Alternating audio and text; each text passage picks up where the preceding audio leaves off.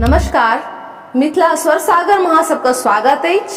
हम सीमा मिश्रा अहाँ सबका बहुत बहुत स्वागत करै छी। आइ हम मधुश्रावणी के दोसर दिन के पूजा के कथा कह जा रहल छी, अहाँ सब सुनै जाइयो। जैमे पहिलुक छै बिहुला आ मनसा के कथा। मनसा शिव के मानस पुत्री छलखिन हँ। जन्म होइते ओ युवती भऽ गेलखिन। लाज के रक्षा हेतु हुनका शरीर पर नाग लपटा गेलखिन। गौरी हुनका पसंद नहीं करै छलखिन हँ, तऽ महादेव कृपा से ओ धरती पर निवास करऽ लगली। ओहि समय चंद्रधर नामक पैघ सौदागर धरती पर रहैत छल। जे पैघ लोग करै छल तकरे अनुसरण सब लोग करै छलथि। तैं मनसा चंद्रधर के कहलखिन जे अहाँ हमर पूजा करू। चंद्रधर महादेव के परम भक्त छलहँ। ओ कहलथि, दहिना हाथ से हम महादेव के दऽ देने छी, अहाँ बामा हाथे अगर हमर पूजा ग्रहण करब तऽ हम कऽ सकै छी। ताहि पर मनसा क्रोधित भऽ गेलथि और हुनकर छबो बेटा जवान बेटा के डैस लेलखिन। चंद्रधर के बुढ़ारी में एकटा फेर से बेटा भेलनि। जखन बालक के टिप्पणी देखल गेल तऽ हुनको आयु अल्प छन आए। ई छन जे हुनका विवाह के दिन कोहबर में सांप डैस लेत। ओही बेटा का नाम लक्ष्मीधर लखनदर पड़ल। लक्ष्मीधर जखन 6 मास का भेला तऽ चंद्रधर अपन कन्या के आग्रह पर पुत्र के विवाह एहन कन्या सँ करबा लेल प्रस्तुत भऽ गेला जकरा टिप्पणी में चिर सुहागिन के योग छलैक। ओ पहाड़ पर एकटा एहन कोठा बनौलथि जाहि में कतौ सँ सांप प्रवेश नहीं कऽ सकै। ओही कोठा में लखनदर के विवाह 12 वर्ष के कन्या बिहुला सँ भऽ गेल। जखन ओ अपन कन्या संगे कोहबर में छलथि तखन कोना ना कोना तरहे एकटा सांप आबि गेला और हुनका डस लेलकनि आ ओ तुरंत ओही काले मरि गेलथि। हुनकर दाह संस्कार हेतु हुनका गंगा कात आनल गेल। संगहि परम सती बिहुला सेहो एली, मुदा ओ अपना पति के गाड़े नहीं देलखिन तऽ लोग सब हुनका दुनू के शमशाने में छोड़ कऽ घुरि एलाह।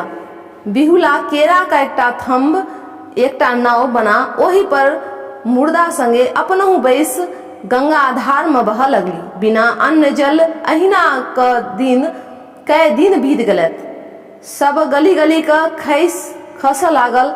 केरा का थम्ब टूटा लागल आ भसियात ओ बैर प्रयाग पहुँचली। ओतई त्रिवेणी घाट पर एकटा धोबिन का कपड़ा खींचे देखलखिन।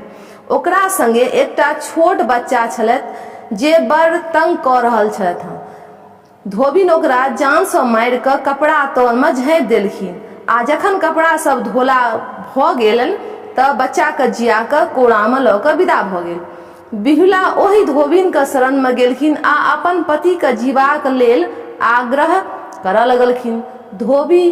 धोबिन बिहुला के सुंदरता, धैर्य आ साहस देख द्रवित भऽ गेली। धोबिन बिहुला के लए इंद्र के दरबार में गेलथि जतऽ सँ भगवान सेहो छलथि। बिहुला अपन सबटा वृत्तांत सुनेलखिन तऽ सब देवता द्रवित भऽ मनसा के बजा चंद्रधर के क्षमा करबाक लेल आग्रह केलखिन। बिहुला सेहो विषहरा के पैर पकड़ि विनती करऽ लगलखिन आ कबूला केलथि जे यदि पति सहित हुनकर छबो भैंसुर जीवित उठता तऽ ओ अपन ससुर के मना कऽ पूर्ण समारोह संग विषहरा का पूजा करती तथा मृत्यु भवन में हुनकर प्रचार अवश्य करती। विषहरा प्रसन्न भऽ कऽ लक्ष्मीधर आ हुनकर छबो भाई के जीवित कऽ देलखिन। बिहुला के संगे 7 भाई नव शरीर लय यमलोक सँ धरती पर आबि गेला। जखन मरणासन्न चंद्रधर अपन 7 बेटा आ पुतोह के देखलखिन तऽ आनंद विभोर भऽ गेला। सब गोटा धूमधाम से विषहरा के पूजा केलथि आ एही प्रकार मनसा के पूजा धरती पर भऽ गेल। ई कथा समाप्त भेल। एही में एकटा और कथा अछि मंगला गौरी के कथा, से सुने जाओ।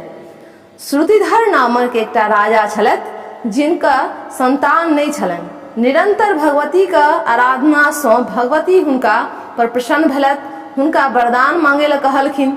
राजा भगवती सँ अपना लेल जखन पुत्र मंगलखिन तो भगवती कहलखिन, हे राजा, तोरा से हम अत्यंत प्रसन्न छी, परंतु तोरा भाग में पुत्र नहीं लिखल छ।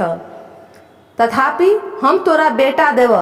यदि सर्वगुणी चाही तो ओ मात्र 16 वर्षे जीवत, आ यदि चिरंजीवी बेटा लेब तो महामूर्ख होयत।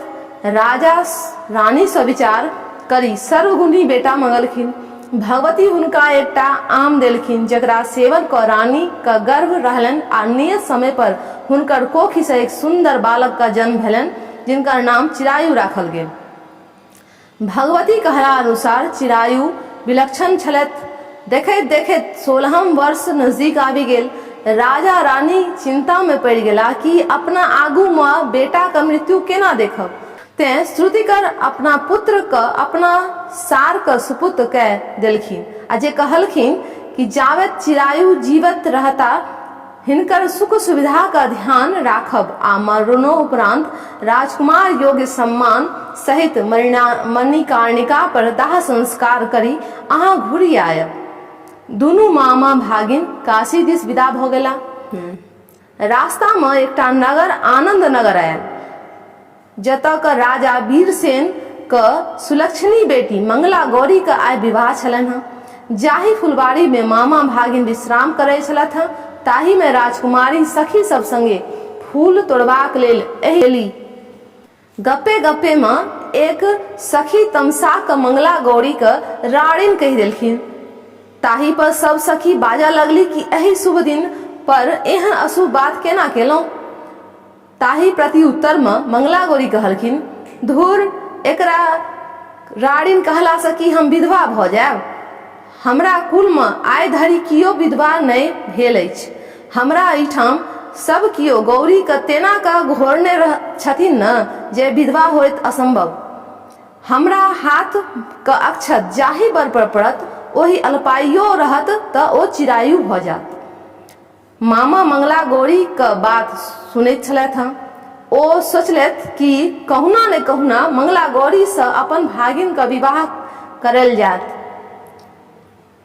संजोगवश मंगला का विवाह वाहिक देश का राजा दृढ़ वर्मा का बेटा सुकेतु वर्मा सो छल, जे परम क्रूप आ मूर्ख छल।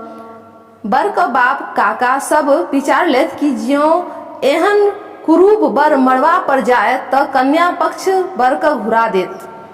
ते सुंदर बर क मंडप पर जाए, आ विवाह के बाद ओकरा भगा क कोबर में सुकेतु वर्मा का बैसा देवन। तावत बरियाती का नजर चिरायु पर पड़ल। ओ सब हुनकर मामा लग अपन प्रस्ताव रखलखिन। मामा त मने मने प्रसन्न भ गेला, आ प्रस्ताव मानी बरियाती के संगे विदा भ गेला।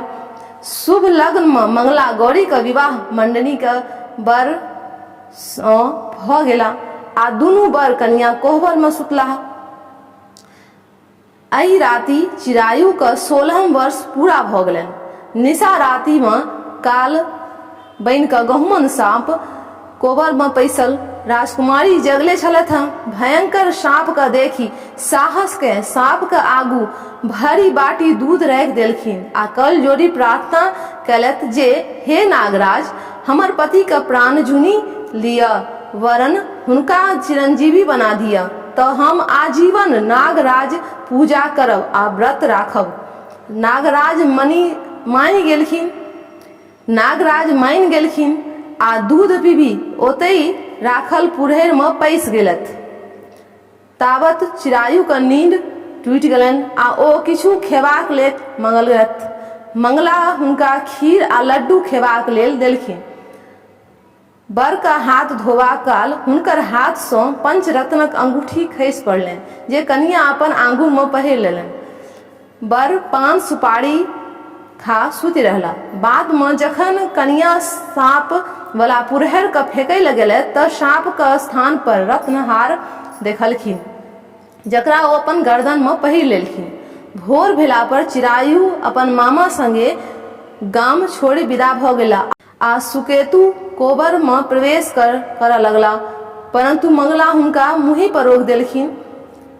बरियाती सब हुज्जत कर लगला त मंगला बर सुकेतु सँ रात्रि में कोहबर वाला खिस्सा पूछलखिन, जकर कोनो जवाब सुकेतु लोग नहीं छलन हँ। आ पंचरत्न अंगूठी सेहो सुकेतु के अंगूर में नहीं अटलनि। तहन बरियाती सब सुकेतु के लऽ कऽ घुरि गेला। चिरायु अपना मामा संगे काशी प्रयाग आदि होइत 1 साल बाद ओही बाटे घुरला। तब अपन छत से मंगला हुनका देख लेलथि और चिन्ह गेलनि। हुनका सादर बजायल गेलनि आ पुछला पर सबटा सही सही जवाब देलखिन। राजा तखन धूमधाम से विवाह उत्सव मना गाजा बाजा संगे दुनू के विदा केलखिन। जखन चिरायु अपन पत्नी संगे अपन राजधानी पहुँचला तऽ हुनकर जीवित रहबाक समाचार सुनी राजा रानी के आनंद का कोनो सीमा नहीं रहल आ ओ अपन पुतोहू के भरि भरि आशीर्वाद देलखिन। अहिना ई सब सुखी सुखी रह लगलखिन। ई भेल अहाँके दोसर दिन का कथा। अब हम आगू तेसर दिन का कथा अहाँके दोसर वीडियो में कहब। ई सुने अहाँ सबके बहुत बहुत धन्यवाद। नीक लागल हुए तो लाइक और शेयर अवश्य करे जाओ और अगर कोनो गड़बड़ी भेल हुए तो कमेंट में अवश्य लिखब। धन्यवाद।